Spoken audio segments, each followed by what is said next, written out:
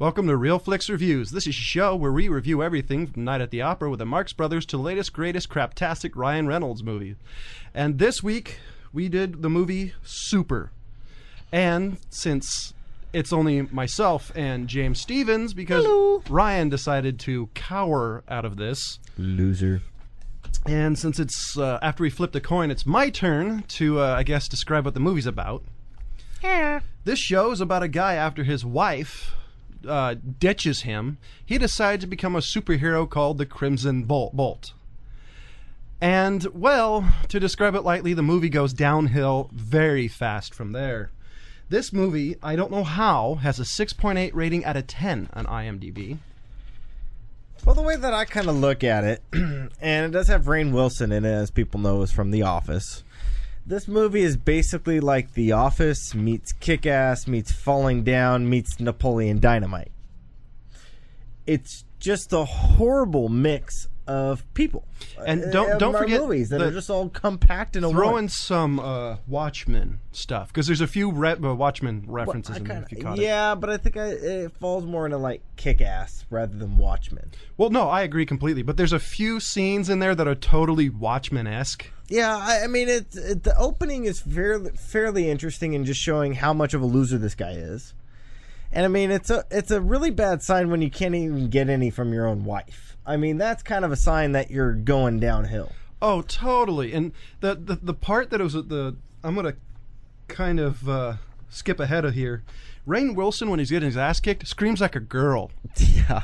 And this guy was getting his butt kicked by at least 4 or 5 people. And apparently they didn't do enough damage to actually do anything. I know. He got beat up pretty badly by these guys, and he didn't even look like he got beat up. The thing that was kind of surprising, and I'm pretty certain you thought so too, is the tentacle porn stuff in this movie. It's like it came out of nowhere. Yeah, and it's in 2 scenes. One actually has like the hentai and actual when he's flipping through the television, and one is where they called him the fingers of God. It's like a giant earthworm. It starts like, it stops, moves his head, cuts off, his head, and then like rapes his brain. Yeah, like you were saying about him getting his butt handed to him. I've never heard a superhero say "not fair." I know, totally. But I mean, if you're thinking about it, I mean, the dude's got a lot of issues, especially since he supposedly has these visions in which he's getting his head cut open, like John just said, by, tentacles. Or this Holy Avenger guy. Oh, yeah, the Holy Avenger. I mean, I like the actor who played the Holy Avenger. LSD or Psycho.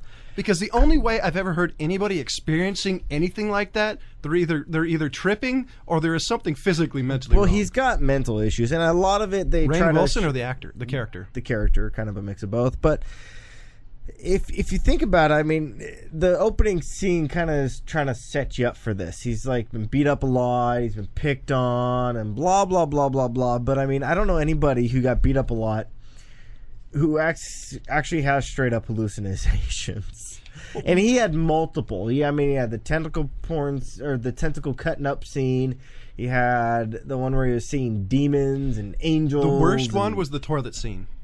Yeah, the vomit talking to him. Yeah, to give it a little more reference, it's towards the middle end of the movie. Middle end, jeez, John. It's towards the end of the movie, and he pukes into a toilet, and you see the Holy Avenger gather together. Actually, no, I think it was his wife. No, it was him. No, you're right. You're right. It's not Holy Avenger.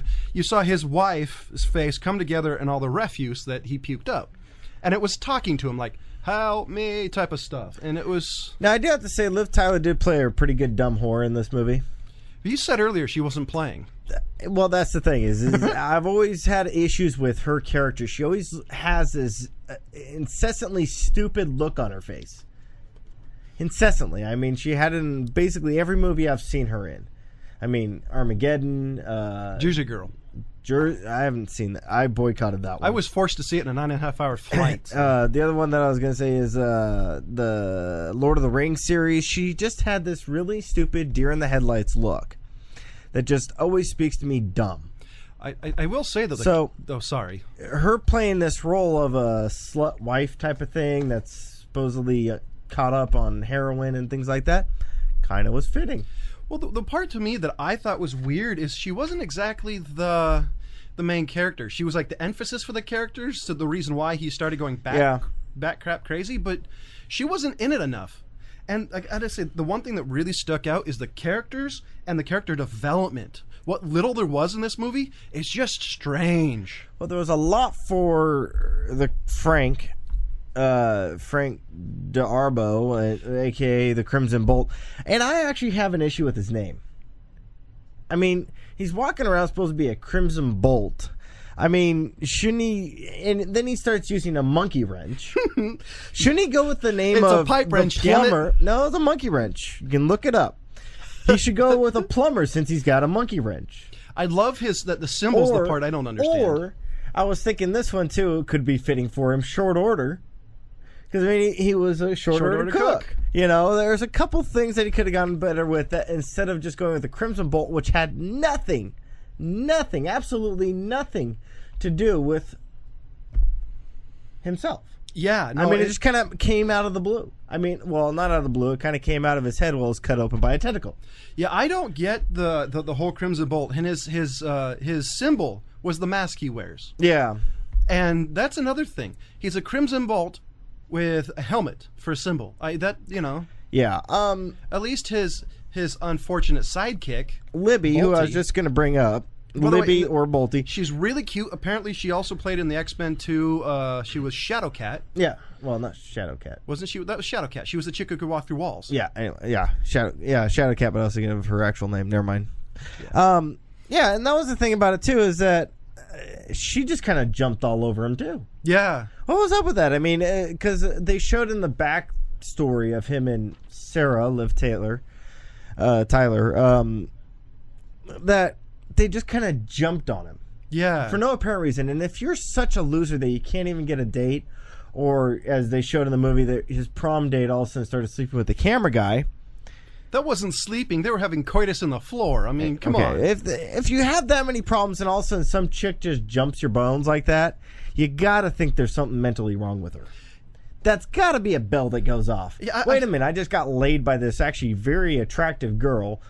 Libby also had superhero fantasies, so that kind of explains that. What's wrong with a girl who gets off on a 40-year-old man dressed up in this red onesie, thinking he's a badass, knocking people over with a pipe wrench? Yeah.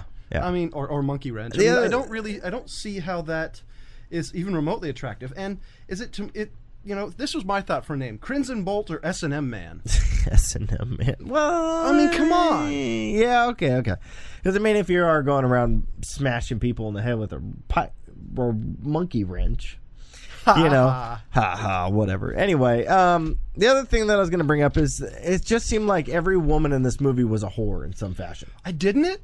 I mean, yeah, it really seemed like did. every woman that wasn't behind the character, wasn't behind the scenes or was an extra, had some sort of really weird sexual thing going on. Yeah. And the other thing is, I have never seen anybody drive after being shot in the right leg. I know. They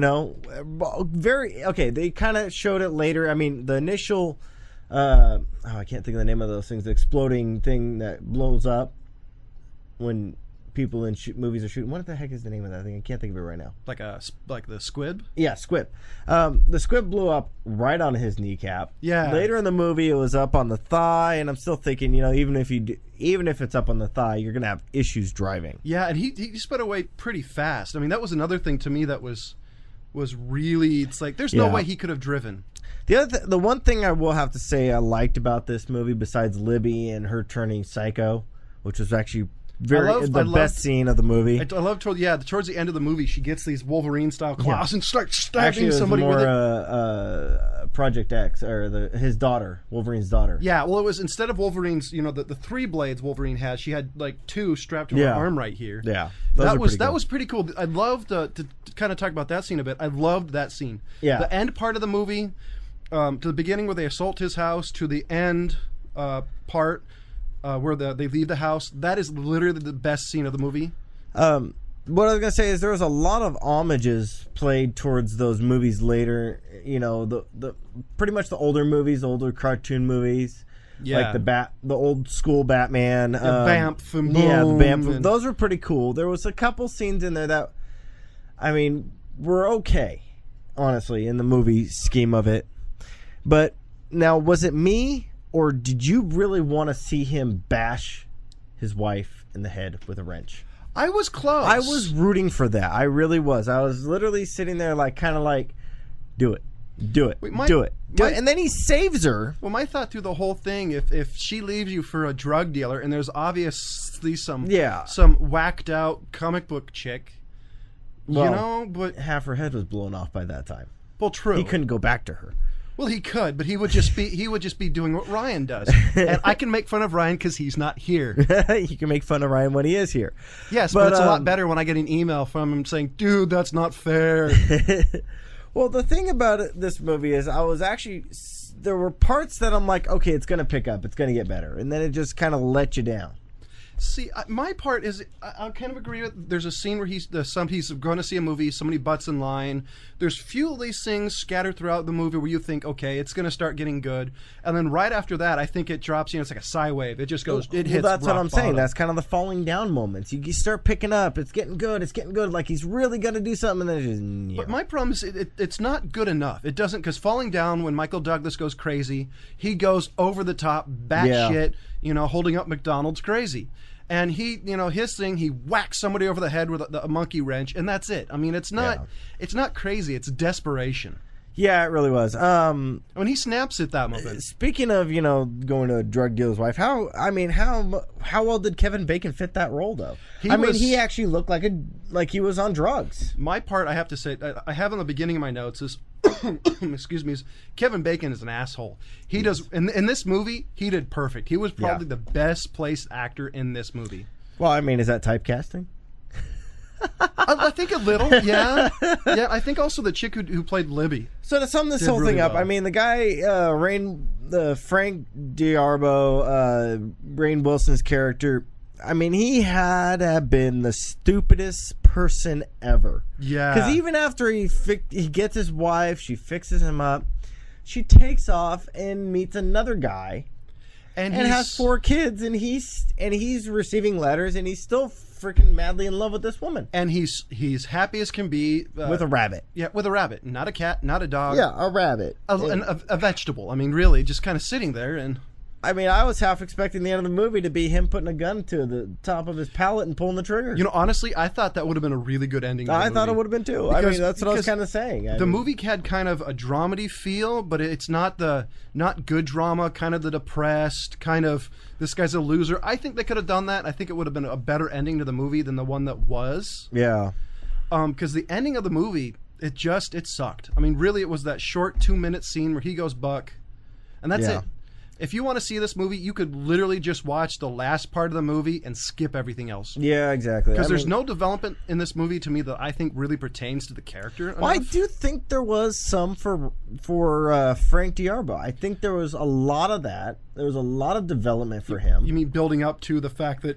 Well, building up, trying to feel out what he wants to be as a superhero. He actually tried, and then he's like, wait a minute, I don't have superpowers. That's why I just got my butt handed to me. Okay, well, now I need to look at superheroes that don't have power. So there was some thinking on his part. There was some development. Okay. There was the development of how serious and how far do I need to go, because at some point he switches from the monkey wrench to taking on actual guns and knives and creating bombs. Remember the first bomb he threw was a smoke bomb? Yeah. The gang members were kind of like, what the heck did he just throw at us? I'll give it to you. There was development. There was character development. There wasn't much for... See, I was thinking as Frank as a person, there's none. But since... As the Crimson Bolt, there was. Yeah, as the Crimson Bolt, you're right. There was a lot more development as him and the superhero. I just oddly feel that it's more about Frank than it is about Crimson Bolt. That's exactly what... Well... And that's why, to me, I think it's weird. Okay, I can see that because...